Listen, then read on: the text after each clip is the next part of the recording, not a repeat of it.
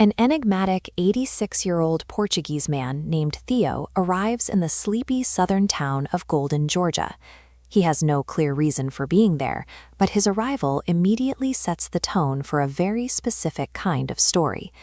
Inside a local diner, Theo notices the walls are covered in art, specifically 92 pencil portraits of the local townspeople, all drawn by a resident artist named Asher. Theo is captivated by the faces showing a hint of sorrow. He hatches a plan to purchase these specific portraits, track down the subjects, and hand the art back to them, believing they are the rightful owners of their own grief. Handing over a pencil sketch becomes a deliberate invitation to sit and listen. Theo meets a cello student, a homeless woman on a bicycle, a street musician, and a sick child, with each drawing serving as the starting point for them to share their own stories. Looking at this checklist, we can see the exact DNA of the novel. We have a slow-paced, small southern town, an elderly and gentle protagonist, a deeply empathetic core hook, all sitting squarely in the inspirational fiction genre.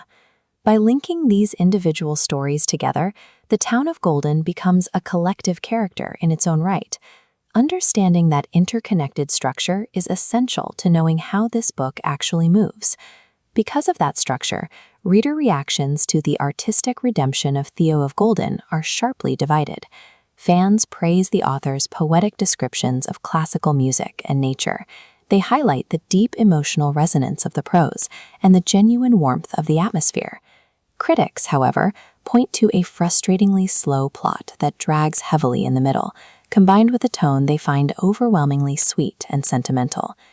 Let's look at this match chart, plotting narrative pacing horizontally and overall tone vertically. When we plot Theo's journey, the novel lands in the extreme bottom left corner. It relies entirely on slow pacing and a strictly wholesome tone. Our goal right now is to decode exactly why the book operates this way, bypassing arbitrary star ratings so you can determine if it fits your current reading appetite. The first major narrative choice is the author's complete reliance on one-on-one character conversations. External action is practically non-existent. Mapped on a 3-column matrix, a conversational input yields a lived-in, immersive town. Taking time to hear a street musician makes relationships authentic, but the trade-off is a lack of traditional conflict. Readers relying on plot momentum will likely find the middle chapters exasperating. The novel demands extreme patience. It asks the audience to treat the reading experience like a literary deep breath. This deliberate lack of momentum acts as a filter. It rejects readers looking for a thriller, while heavily rewarding those willing to sit in stillness and listen. Thematically, the story focuses heavily on grief. Theo actively seeks out sorrow, believing that great love can grow out of what the book calls good sadness, provided it is properly tended to. His approach is rooted in a quiet, grace-based spirituality. He offers simple presence and radical empathy to the townspeople, entirely avoiding heavy-handed preaching.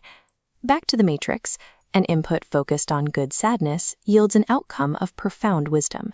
Theo drops incredible observations about life and faith, echoing the gentle mentorship of Tuesdays with Morrie. But the trade-off for this unwavering goodness is a highly sentimental tone. Theo is practically flawless in his kindness. For readers who prefer moral ambiguity, gritty realism, or flawed protagonists, his perfection will feel overly polished. To feel the emotional resonance of this book, you have to surrender completely to earnest, feel-good storytelling. Cynicism simply will not survive in Golden.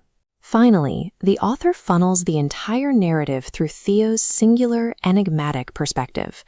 By staying anchored to this 86-year-old man, the reader gets a deeply fleshed-out, captivating lead whose worldview shapes every interaction. Adding the final row to our matrix, this singular protagonist focus creates a captivating, emotionally anchored lead character. The corresponding trade-off impacts the rest of the town. Compared to Theo, the supporting cast is relatively one-dimensional. Critics correctly note that many of the townspeople, particularly the female characters, rely heavily on simplistic, traditional archetypes to serve their purpose in Theo's journey. Golden ultimately functions best as a collective atmosphere rather than a complex ensemble cast. Theo remains the only true psychological anchor in the story. The artistic redemption of Theo of Golden combines atmospheric prose with a study of radical empathy, but it demands serious patience to get through its slow roll. To see if it belongs on your reading list, let's trace your preferences on a decision tree. Ask yourself, what dictates a good read? If you need external stakes, morally gray characters, and a plot that continuously moves forward, then you should absolutely skip this. The lack of conflict will leave you endlessly frustrated. But if you are seeking a restorative story filled with classical music metaphors, quiet faith, and simple human kindness, then you should read it, especially if you appreciate the gentle, wisdom-gathering tone of Tuesdays with Morrie. Reading is always an investment of time. This novel yields a massive return, provided you are willing to slow down, embrace the deliberate journey, and simply look at the people around you.